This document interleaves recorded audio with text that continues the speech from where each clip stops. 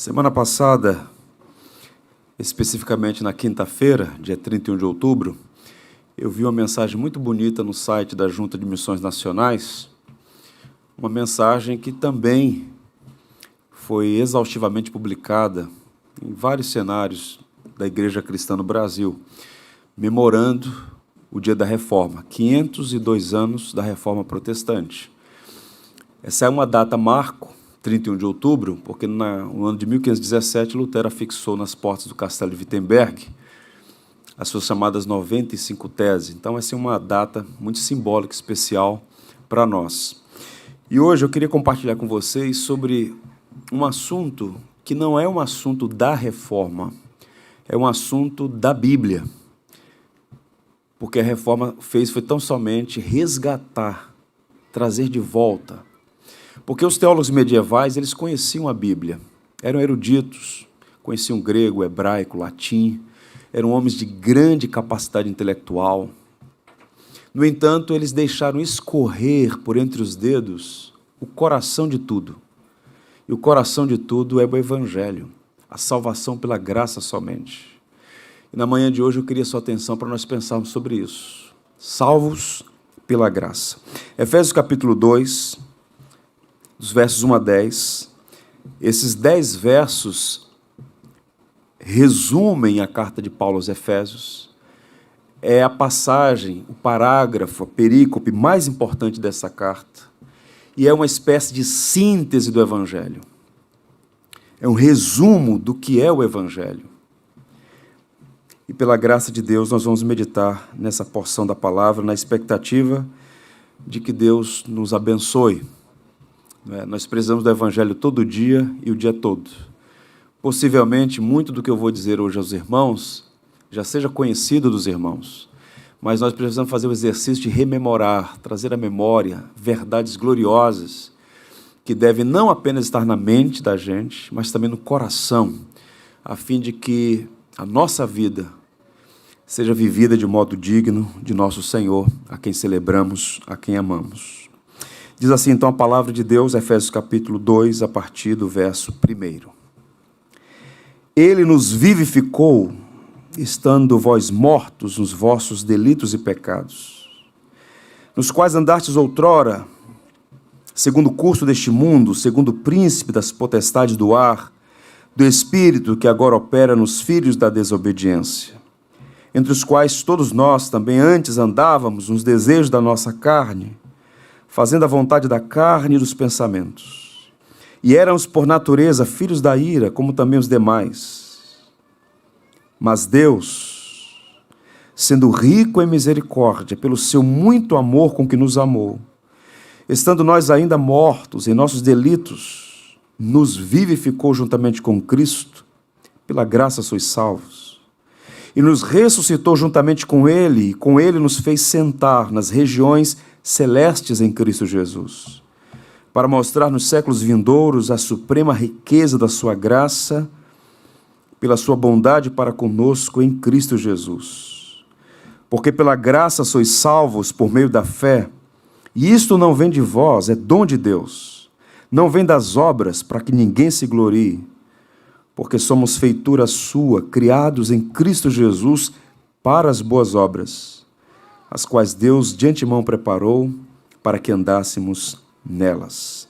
Que o Senhor nos abençoe.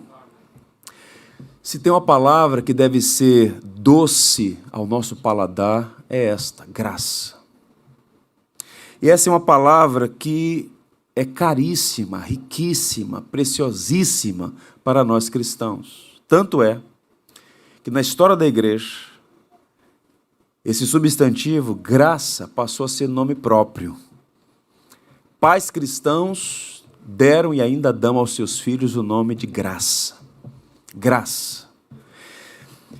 E, no entanto, essa palavra que é comum do nosso vocabulário, que é uma palavra com a qual estamos familiarizados, é uma palavra que, por variadas razões, de tempos em tempos, ela vai sendo sufocada no seu significado, vai sendo esvaziada do seu conteúdo, e a gente pode eventualmente usá-la sem entender a riqueza por trás da palavra, graça. todos os cristãos, e nós estamos falando de 3 grandes tradições, católicos romanos, ortodoxos e protestantes, defendem que a salvação é pela graça. Ponto pacífico. Se você tiver interesse em procurar os documentos dessas grandes tradições, está escrito lá, salvação é pela graça. Nós protestantes, no século XVI, depois daquele período que também teve, certamente, muitas coisas louváveis, não concordamos, não subscrevemos, não apoiamos aqueles que demonizam a Idade Média como sendo a Idade das Trevas, isso é uma completa loucura. Foi na Idade Média que nasceu a ciência.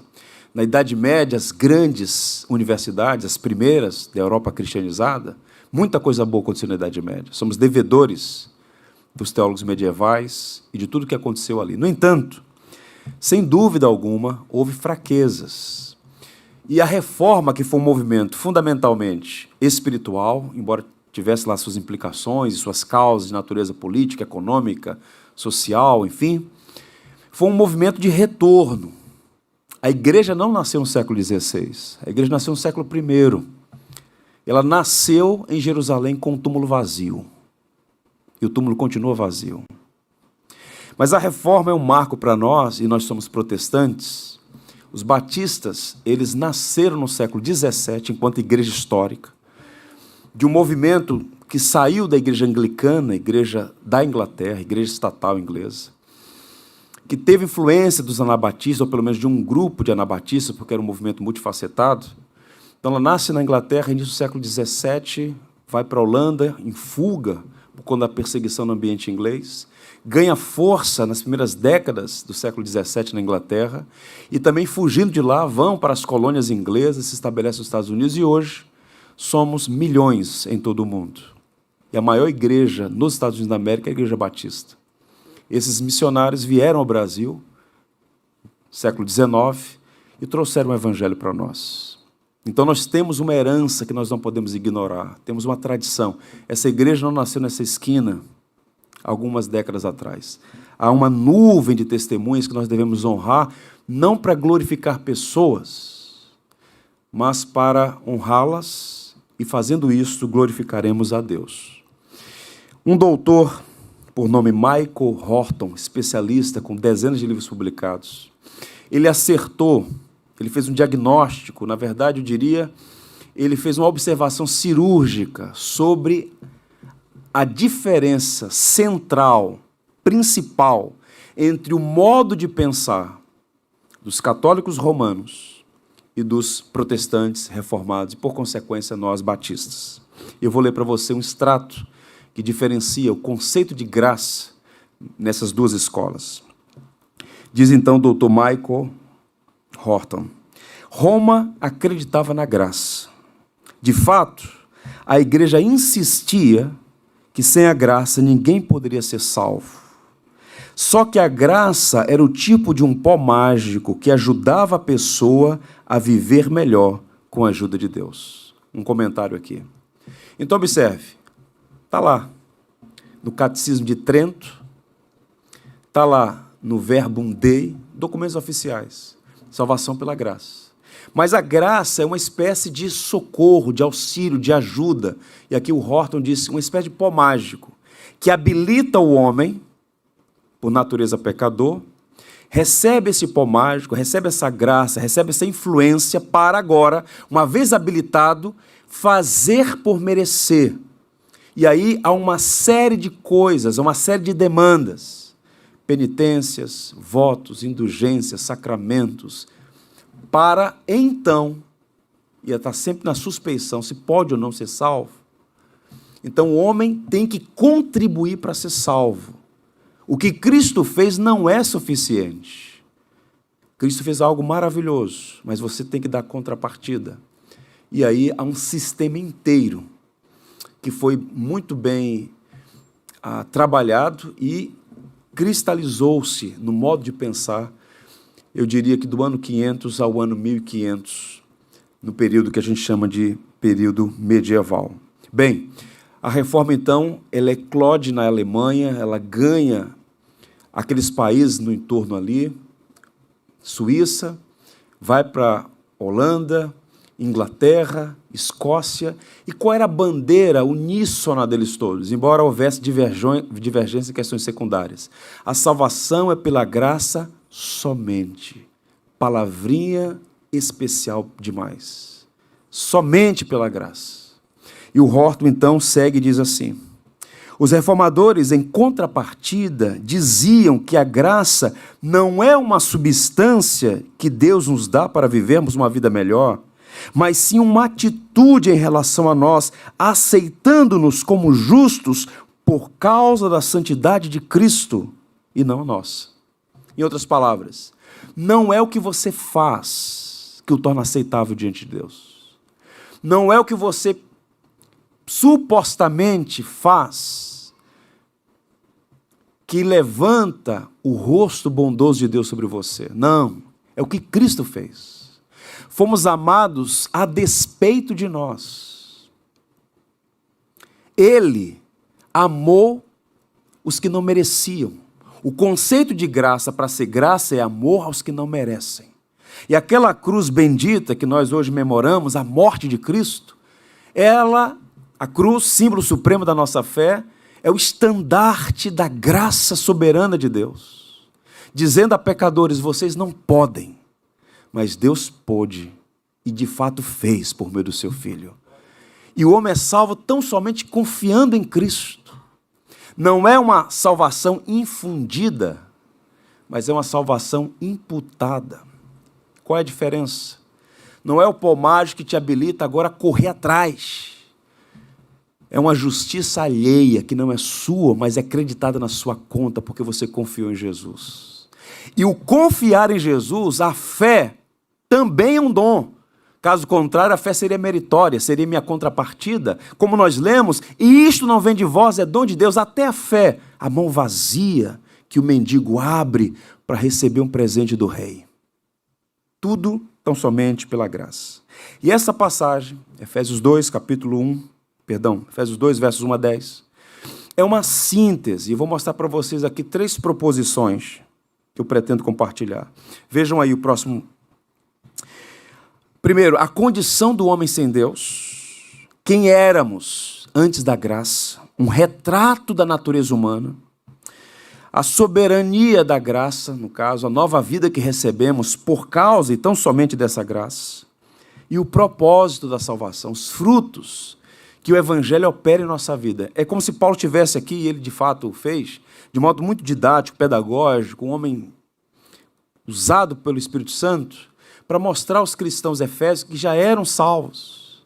Ele está relembrando aqueles irmãos a identidade deles em Jesus Cristo, e a partir do capítulo 4 vai chamá-los a viver de conformidade com o Evangelho. A carta aos Efésios tem 2 grandes blocos, 1 a 3, nossa identidade, todos os verbos no indicativo.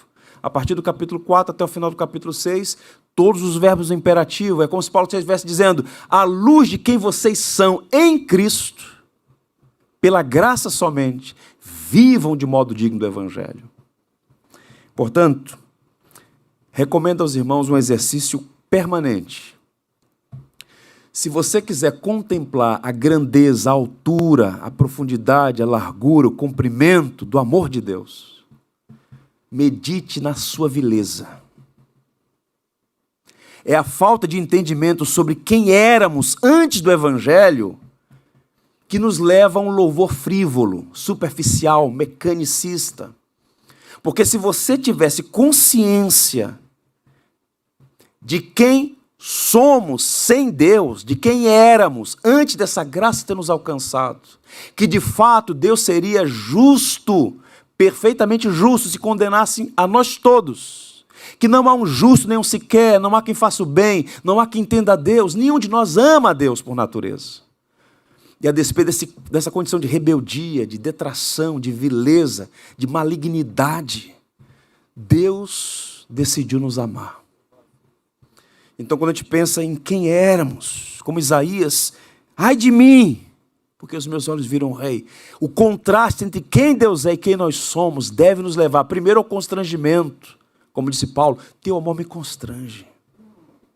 Porque amar pessoas boas, amar pessoas fraternas, amar pessoas amigas, leais, bondosas, generosas, isso é natural. Mas o que é escandaloso no Evangelho é que Deus não encontrou pessoas assim. E não adianta estratificar. Aos olhos do Criador, quando Ele sonda o coração, sem possibilidade de erro, se é um marginal no presídio de Bangu, ou se é um filantropo, ambos estão perdidos. Aos perdidos religiosos e aos perdidos sem religião, todos estão na mesma condição, nivelados por baixo. Mas essa graça nos alcançou. Vejamos aí os versos 1 a 3. O primeiro destaque, a condição do homem sem Deus. Se você ler depois cuidadosamente, esses versos 1 a 3 é um quadro vívido, tocante, forte. Paulo seleciona palavras importantes que na história do cristianismo, na história do pensamento cristão, funcionaram como balizas que foram mostrando o perfil do homem sem Deus. E a primeira coisa que se destaca aí é que o homem está espiritualmente morto. Observe o verso 1. Ele nos deu vida estando vós mortos em vossos delitos e pecados. Qual era a condição do homem sem Deus? Morto, morto. Isso aqui não é apenas uma metáfora. Isso aqui é uma realidade dura, porém verdadeira. Morto. Não reage. Não há nenhuma afeição pelo Senhor. Os homens vivem como se Deus existisse. Mesmo uma criança, herdeira do pecado original, da culpa e condenação de Adão, ela não ama Deus por natureza. Ela não deseja submeter a sua vida a Deus, nem aos seus pais. Há uma vileza inerente em nós. E Paulo fala de delito e pecado. O que significa isso? Paulo está falando que havia uma fronteira, havia um limite, havia uma baliza estabelecida pelo Criador e legislador. E o homem disse, não seguirei, vou transgredir, vou passar. E passou. Esse é o conceito de delito. E pecado, havia um alvo para alcançar. E qual era o alvo? Amar a Deus sobre todas as coisas. Amar o próximo como a si mesmo. E o homem não acertou esse alvo. Nenhum homem. De modo que o cenário é esse. Morte, alienação, distanciamento. O grande pregador inglês, Batista Spurgeon, dizia que o pecado e a morte estão casados. Até que o arrependimento anuncie o divórcio. Há uma relação orgânica entre pecado e morte. Não foi isso que o apóstolo disse? O salário do pecado é a morte. A alma que pecar, essa morrerá. O pecado trouxe uma devastação e continua trazendo. É a causa primária de todos os nossos problemas, sem distinção. E mais, o outro perfil, o homem está escravizado pelo mundo, por Satanás e pela sua natureza, a carne. E escravidão é a palavra que soa mal. Escravidão, escravo. Mas quer você aceite, quer você não aceite, esse é o diagnóstico da Bíblia sobre o que o homem é sem Deus. Escravo, sem liberdade. Ele vive de acordo com o sistema deste mundo. Olha o que o texto vai dizer, andastes outrora segundo o curso deste mundo. Ou seja, há uma filosofia, há um modus operandi, há uma cosmovisão, há um conjunto de valores, um pecado social que vai moldando este mundo. E o homem sem Deus vive assim, de acordo com isso tudo, com esse cenário. De modo que quando Paulo escreve a carta aos Gálatas, o texto diz que o Senhor Jesus Cristo veio a este mundo para nos desraigar, nos arrancar deste mundo perverso. Igreja, eclesia, chamados para fora. O que é uma comunidade cristã? Gente que foi tirada desse cenário, debaixo dessa tirania mundana, dos valores deste mundo. E mais, o adversário de nossas almas, Satanás, aqui chamado de príncipe da potestade do ar, o espírito que agora atua nos filhos da desobediência. Uma das artimanhas do adversário de nossas almas é ludibriar as pessoas a acreditar que ele é um folclore, um mito, uma ficção, talvez uma peça forjada para cercear a liberdade das pessoas, impor terror. O diabo não existe, é tudo invenção do demônio, disse alguém. Mas o fato é que, embora ele seja invisível, ele é real. Jesus disse: eu vi Satanás descendo como um relâmpago. Ele é o adversário, aquele que anda ao derredor buscando a quem possa devorar. Ele é sagaz, ele é o tentador, ele é o acusador, ele é o adversário da igreja. E nós vivíamos debaixo da sua tirania. Alguns de um modo explícito, visível, perceptível, mas todos debaixo desse governo tirânico. De modo que quando a graça nos alcançou, João escreve: filhinhos, o maligno não pode tocá-los. Somos do Senhor, comprados com o sangue de Cristo. C.S. Lewis escreveu um livro que vendeu muitos exemplares na Inglaterra nos seus dias, ainda hoje é publicado. Cartas do Diabo ao seu aprendiz. Ele geniosamente, brilhantemente, ele vai construindo a maneira como um adversário trabalha. E ele não era um ignorante. C.S. Lewis, professor em Oxford, professor em Cambridge. Não era um tapado medieval, como alguns sugerem nas nossas universidades, carregados de ideologia.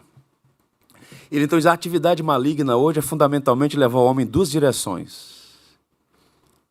Primeiro, levá-lo a uma mentalidade paganizada de achar o diabo em tudo. Eu sentei nesse banco, me deu uma dor na coluna, acho que esse banco está com encosto. Passo numa estrada esburacada, o carro fura o pneu, o diabo fura o pneu do meu carro. Então tem crente com essa mentalidade pagã, o diabo em tudo, o diabo em todos. Por outro lado, a reação também ruim é que as pessoas não param para pensar, para refletir no diagnóstico que a Bíblia diz. O diabo está em atividade no mundo e nós estávamos debaixo dessa tirania, mas hoje nós não devemos mais temê-lo. Devemos ser prudentes. Sujeitai-vos, pois, a Deus, resisti ao diabo, ele fugirá de vós. Não deis lugar ao diabo, disse o apóstolo Paulo. Lutero, em uma de suas prédicas na igreja de Santa Maria, em Wittenberg, ele dizia: o diabo é como um cachorro preso na coleira, amarrado na mesa do dono, só vai até onde Deus permitir. O diabo é o diabo de Deus. Não é rival de Deus. Não pode nada contra a igreja de Deus, sem que o Senhor o autorize a agir. Leia o início do livro de Jó. Pois bem, estavam debaixo dessa tirania também. A carne, entre os quais todos nós andávamos outrora, segundo as inclinações da nossa carne. Carne aqui é uma palavra curiosa, porque é a mesma palavra no grego e ela aparece com alguns significados. Por exemplo, a palavra sarx. Jesus, filho de Davi, segundo a carne. O que significa isso? É que ele descende de Davi. Ele é da linhagem de Davi. Mas quando Paulo usa a palavra aqui, vivíamos para fazer a vontade da carne, Paulo está falando sobre a natureza caída. Como inerentemente nós não amamos a Deus, nós não queremos submeter à vontade de Deus. E mesmo depois de regenerados, transformados, enxertados na videira, incluídos no pacto da graça, colocados no seio da igreja, corpo místico de Cristo, bem, ainda lutamos contra esses desejos do velho homem. É o chamado dualismo ético. Paulo falou isso no capítulo 7 aos Romanos: o bem que eu quero fazer, esse não faço, o mal que não quero, esse eu faço. Não vivemos uma tensão ainda, mas o cristão é alguém que recebeu novamente aquela liberdade que Adão perdeu. Essa livre agência, de modo que o homem pode dizer sim ou não ao pecado. Somos seres morais que fazem escolhas morais. Você não escolheu apenas a roupa que usou para vir aqui hoje. Você faz escolhas morais, algumas com implicações diminutas, outras com implicações sérias. Fazemos essas escolhas. Romanos 8, eu vou ler um texto para vocês na Bíblia, na linguagem de 1888, Sociedade Bíblica do Brasil.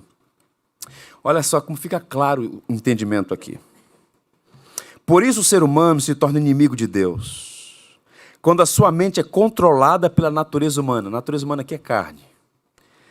O homem se torna inimigo de Deus quando sua mente é controlada pela natureza humana, porque ele não obedece à lei de Deus e, de fato, não pode obedecer a ela.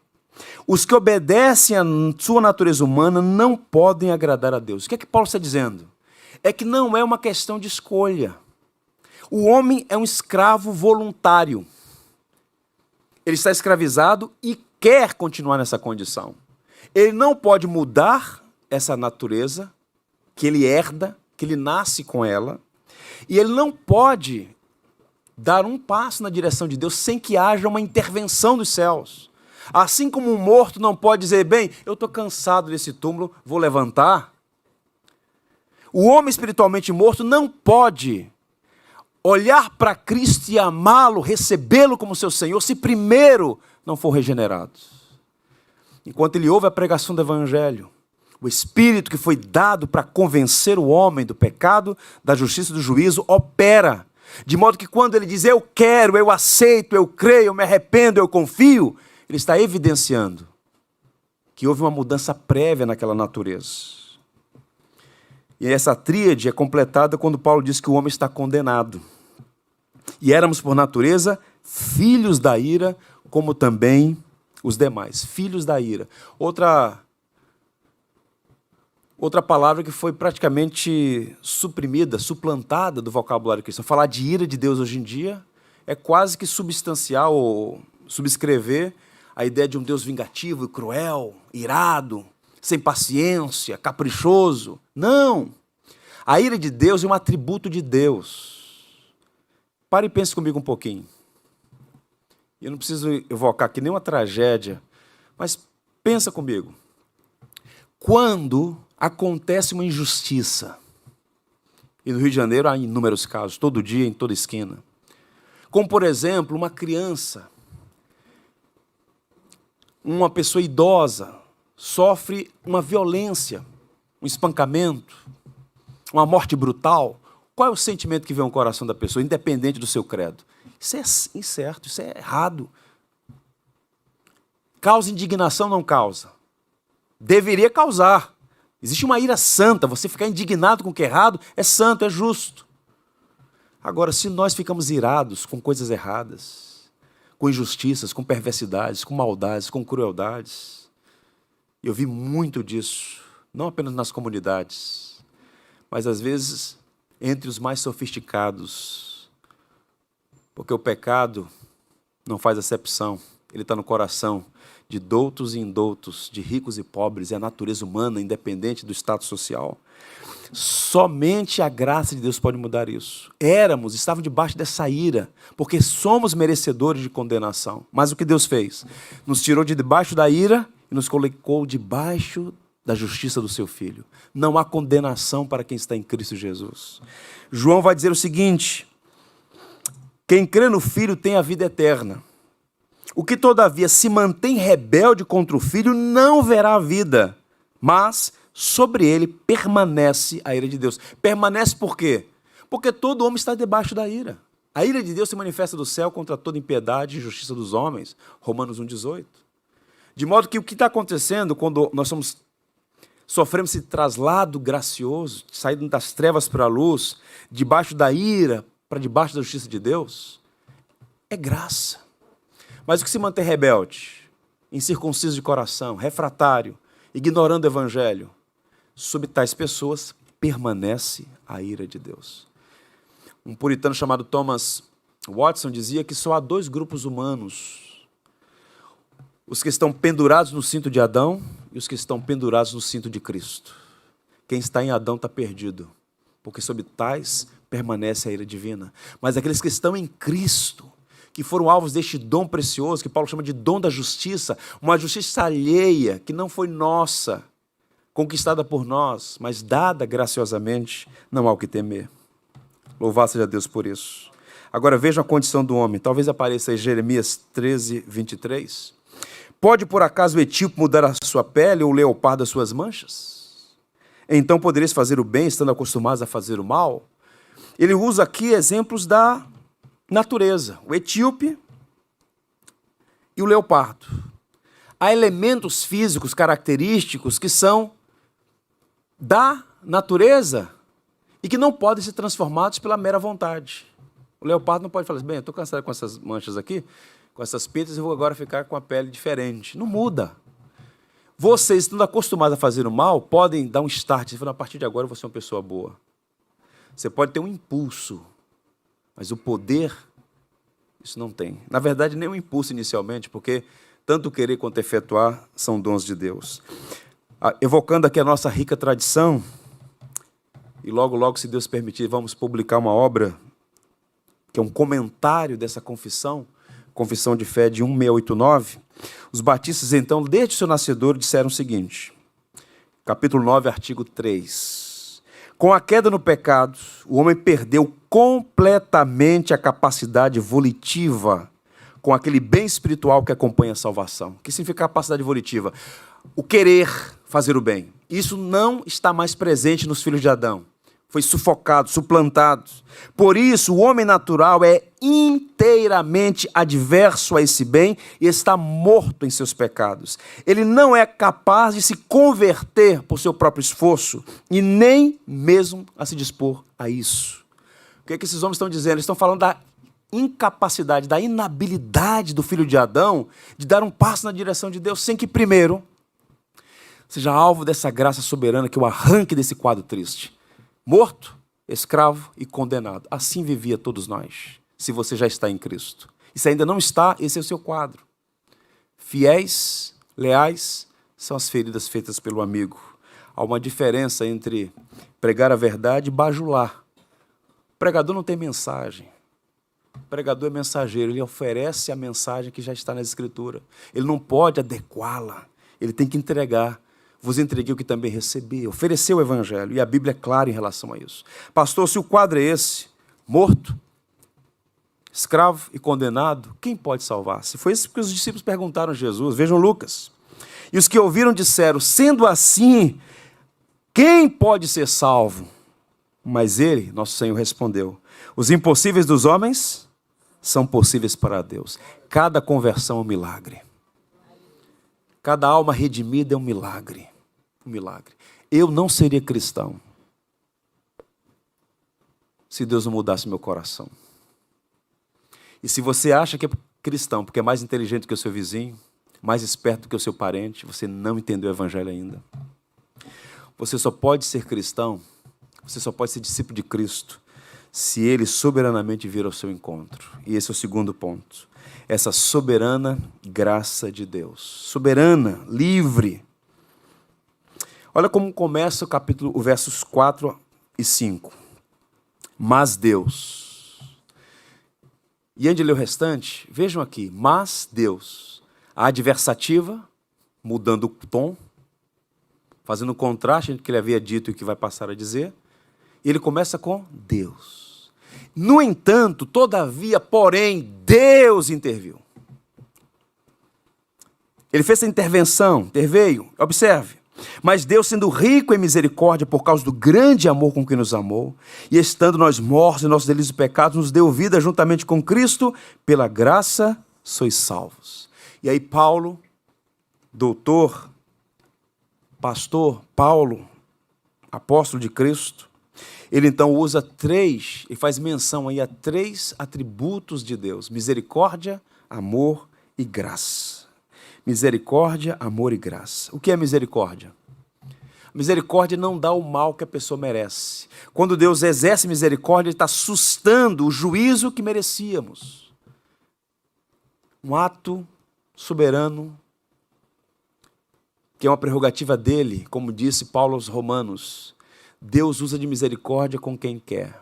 Romanos 9,16, não depende de quem quer nem de quem corre, mas Deus de usar de misericórdia. Pedro fala isso na sua carta. Bendito seja o Deus de muita misericórdia, que nos regenerou para uma viva esperança. É misericórdia abundante. E mais, amor. Ele fala de grande amor. Olha o adjetivo que ele usa. Não é um amor limitado, mas grande, grande. E Cristo, quero dizer, Paulo nos encoraja a conhecer as medidas deste amor. A altura, a profundidade, largura e comprimento do Deus que escolheu nos amar sem medida. Nisto consiste o amor, não que tenhamos amado a Deus, mas que Ele nos amou e enviou seu Filho como propiciação pelos nossos pecados. Graça, como nós lemos, sois salvos mediante a graça, isso não vem de vós, é dom de Deus. O professor John Stott sintetiza tudo isso dizendo o seguinte: ouçam, guarde isso aqui, verdade irretocável. Nunca devemos pensar na salvação como sendo um tipo de transação entre Deus e nós, onde Ele contribui com a graça e nós com a fé. Não, a fé também é dom de Deus. A fé não é de todos, diz o apóstolo em outro momento. Portanto, na corrente da salvação, todos os elos foram forjados na bigorna de Deus. Tudo por iniciativa soberana de Deus. Um Deus que nos salva, apesar de nós. E aí chegamos ao ponto final. Qual o propósito disso? Os frutos da graça. Observe que nós temos 2 versos aí que são bem interessantes. O primeiro, eu diria, que é um propósito imediato, que está relacionado ao versículo 7, que vai aparecer aí. Paulo vai dizer, versículo 10, Paulo vai dizer que nós somos feitura dele, criados em Cristo Jesus para as boas obras, as quais Deus preparou de antemão, para que andássemos nela. Que riqueza! Eu digo mais, esse versículo é o coração de toda a carta. Se alguém lhe perguntar assim, dos 155 versículos da carta de Paulo aos Efésios, qual é o texto principal? Sem receio, sem vacilação. Efésios 2, 10. Está aí a síntese de toda a carta. E o que significam essas palavras? Feitura é uma palavra que só aparece aqui em toda a Bíblia. Feitura. Paulo, é como se Paulo escrevendo, ele falou, vou pegar agora essa palavra e usar apenas aqui. Feitura. Poema. Obra artística feita por um artesão. A obra-prima. O artesão celestial pegando seres destruídos pelo pecado, rebeldes, refratários, duros, incircuncisos, e agora moldando por esta graça maravilhosa. E ele diz mais, criados. Quem tem poder para criar? A partir do nada. Só Deus. Então fomos criados em Cristo Jesus. Dito isto, ele então fala o propósito, para as boas obras. Obras não salvam, mas obras revelam se somos salvos. Paulo vai dizer, ei, você que mentia, conhecido pelo desserviço de mentir, pare de mentir. Deus ama a verdade. A mentira é do diabo, ele é o pai da mentira. Ei, você aí, que vive na imoralidade sexual, foi para a santidade que Deus te chamou. Ame a sua esposa como Cristo amou a igreja. Seja fiel. O casamento é um pacto feito na presença de Deus. Seja luzeiro para o mundo sem balizas éticas em vários campos, inclusive na sexualidade. Você que era avarento, meu amigo, avareza é idolatria. Seja generoso como nosso Senhor, que sendo rico se fez pobre. Ei, você aí, sim, você que se curva diante de altares, lembre-se que Cristo, e somente Cristo, deve ser alvo de nosso culto e adoração. Paulo começa a falar sobre mudança de comportamento, mudança ética. Você que falava mal das pessoas, aprenda a usar suas palavras para abençoar. Não faleis mal uns dos outros. Que a vossa boca transmita graça aos que ouvem. Ou seja, a vida do salvo pela graça tem que ser transformada pela graça e nos moldando a imagem de Cristo. Esse é o propósito imediato. Como é que nós vamos alcançar esse bairro, essa rua, essa região, a nossa cidade? Quando você viver o Evangelho. Quando as pessoas verem Cristo na sua vida, esse indivíduo aí não é um religioso dominical que vai lá receber uma bênção no domingo. Não, é alguém que encarna Cristo, full time, noite e dia e noite, vive para o Evangelho, para a glória de Cristo, a afeição por Cristo, amor por Cristo, comprometimento com a noiva de Cristo, vive por Ele no tempo e na eternidade. Aí sim, há sinais de conversão. Você crê em Deus? Fazes bem. Os demônios creem e estremecem. Crer em Deus não salva ninguém. Confiar em Cristo e ser transformado por Ele, isso sim, é marca de salvo. E o propósito último, no verso 7, ele fala, revelar ao universo criado a suprema riqueza de sua graça. Ele diz, olha, no futuro, aquele ele chama de séculos vindouros, ele vai revelar a suprema riqueza da sua graça. Paulo está tão embevecido com tudo isso, que ele fala assim, olha, eu não vou revelar a graça, não, é suprema riqueza da sua graça.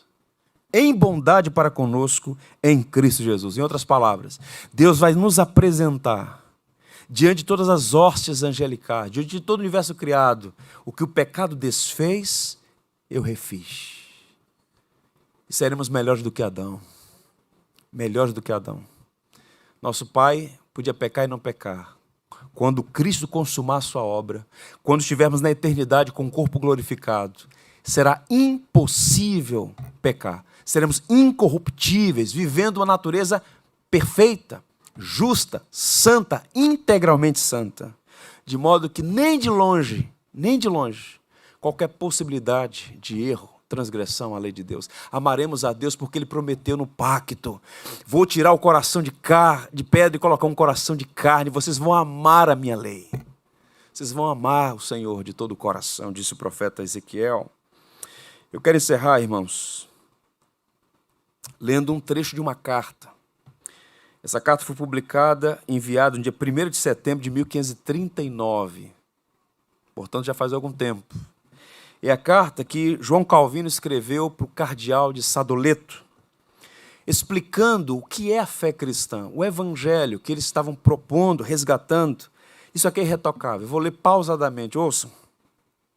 Uma vez que todos os seres humanos, aos olhos de Deus, são pecadores perdidos, sustentamos ser Cristo a nossa única justiça, que por sua obediência Ele pagou por nossas transgressões. Por seu sacrifício aplacou a ira divina. Por seu sangue lavou nossos pecados. Por sua cruz tomou sobre si a nossa maldição. E por sua morte fez expiação por nós. Asseveramos que desse modo o homem é reconciliado com Cristo, em Cristo com Deus Pai, não por mérito próprio, não pelo valor de suas obras, mas por misericórdia gratuita. Tudo centrado em Cristo, no que Ele fez. Bendito seja o Filho de Deus. E que a igreja de Jesus Cristo continue sendo centrada nele, afeiçoada a Ele, pregando Cristo crucificado e ressurreto, nossa única esperança. Não se estribe no nome da sua família, não se estribe nos seus diplomas, não se estribe no seu conhecimento bíblico, não se estribe na sua moralidade. Você está perdido se fizer isso. Agora, se você confiar em Cristo e somente em Cristo, no grande dia, você não passará vergonha. Você receberá o ressurreto Filho de Deus com os braços abertos e ouvirá dos seus lábios: vinde, benditos do meu Pai, possuí por herança o reino que vos está destinado antes da fundação do mundo. Louvado seja Deus. Vamos ficar em pé e vamos ler a doxologia de Paulo aos Romanos. Vai ser projetado e nós vamos ler, nos preparando para celebrar a obra de Cristo, morte e ressurreição do Senhor. Talvez dê para você ler daí. Vamos ler então todos juntos? Ó profundidade da riqueza, tanto da sabedoria como do conhecimento de Deus. Quão insondáveis são seus juízos e quão inescrutáveis seus caminhos. Quem, pois, conheceu a mente do Senhor? Ou quem foi o seu conselheiro? Ou quem primeiro deu a ele para que lhe venha a ser restituído? Porque dele, por meio dele, para ele são todas as coisas. A ele, pois, a glória eternamente. Amém. Glórias e glórias sejam dadas a ti, Senhor. A ti e a ti somente. Pois a salvação pertence ao Senhor. Confessamos publicamente que estávamos mortos, escravizados e condenados. Mas sua maravilhosa graça, seu grande amor, suas muitas misericórdias resplandeceram sobre nós. E aqui estamos como símbolo, sinal público do quanto o Senhor é amoroso, gracioso, paciente, amável. Tu és bendito, Senhor. Nós te adoramos, nós te louvamos. Te louvamos porque o Senhor ofereceu Jesus em nosso lugar. Aquela cruz era nossa, aquela morte era nossa. No entanto, Ele assumiu o nosso lugar. Ele pagou por todos os nossos pecados. E aqui nós estamos para celebrar isso. Porque o seu sacrifício foi perfeito, definitivo, suficiente. E a prova disso é que o túmulo está vazio. Ao terceiro dia, o Senhor mesmo, no poder do seu Espírito, tirou seu filho daquele túmulo. O ressurreto está vivo à direita do Senhor, nosso Rei, sacerdote e profeta bendito. Na manhã de hoje, juntos aqui, igreja, comunidade remida no sangue de Jesus, queremos te agradecer pelo sacrifício de Jesus. Queremos comer do pão e beber do cálice com profunda gratidão. A salvação não é uma possibilidade, foi garantida. O Senhor nos comprou para si pela obra de Cristo. Recebe a honra e a glória na manhã de hoje. E outra, pedimos mais. Que vivamos à luz desse evangelho, Senhor. Torna as nossas vidas mais parecidas com Cristo. Torna o nosso amor cada vez mais crescente, nossas afeições, santifica, Senhor. Liberta-nos dos ídolos, das futilidades, das coisas vãs, próprias dos pagãos, para que vivamos um cristianismo superlativo, pungente, vívido, atraente àqueles que ainda não te conhecem. Abençoa esta igreja, Senhor. Faz dela um luzeiro nessa região. Acrescenta o número de salvos. Dá maturidade a nós todos, estatura espiritual, para que possamos viver uma vida no poder do Teu Santo Espírito, para a glória do Deus Trino, em o nome de Jesus, Salvador da igreja. Amém. Pode assentar. Por tudo que tens feito, por tudo que vais fazer, por Tuas promessas e tudo que és, eu quero Te agradecer todo o meu ser. Te agradeço, meu Senhor. Te agradeço, meu Senhor. Te agradeço por me libertar e salvar, em meu lugar. Te agradeço, Jesus, te agradeço, eu te agradeço, te agradeço por tudo que tens feito, por tudo que vais fazer, por Tuas promessas e tudo que és, eu quero Te agradecer com todo o meu ser. E aí? Te agradeço,